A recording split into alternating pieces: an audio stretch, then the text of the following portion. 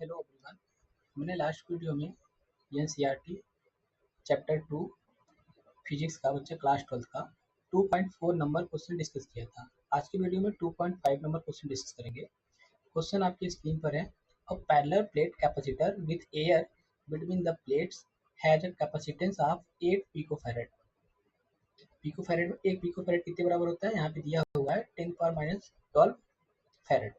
What will be the capacitance if the distance between the plates is reduced by half and the space between them is filled with a substance of dielectric constant 6?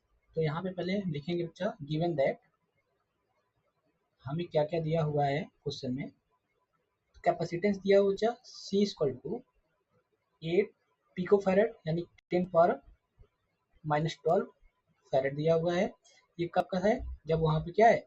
Air है। जब between the plates क्या है? Air है। अब कह रहा है what will the capacitance if the distance between the plates is reduce to half. तो डिस्टेंस पहले बच्चा डी था, अब बाद में जो डी डैश है कितना हो जा रहा है? पहले का हाफ कर दिया जा रहा है और उसके अंदर क्या इंसर्ट कर दिया जा रहा है? एक डायरेक्ट्रिक द सब्सटेंस, डायरेक्ट्रिक मीडियम से फिल कर दिया जा रहा है जिसकी वैल्यू कितनी है? ये 6। तो मैंने आपको पढ़ाया हुआ है क्लास में, जो कैपेसिटेंस होता है कैसे दिया जाता है बच्चा? when the dielectric is inserted between the plates, then capacitance of the capacitor can be written as C equal to K epsilon naught A upon T। तो इस केस में ये D डैश हो जाएगा और कैपेसिटेंस कितना हो जाएगा? C डैश हो जाएगा। एरिया ऑफ द प्लेट वो तो चेंज होना नहीं है, ठीक है, वो वही रहेगा डायरेक्ट्रिक स्लैब इंसर्ट करने के बाद भी। अब इस केस में देखो हमें क्या क्या दिया है बच्चा यहाँ पर। यहाँ पे अच्छा C नॉट इक्वल टू, जब फ्री स्पेस में C नॉट की वैल्यू क्या होता है? Epsilon naught A upon D होता है, ठीक। और इसकी वैल्यू यहाँ पे दी गई है। अब यहाँ से मैं अगर मॉडिफाइड करूँगा इसको अकॉर्डिंग टू गिवन डाटा, तो के एप्सिलॉन नॉट ए डी कितना हो जा रहा है इंसर्ट करने के बाद?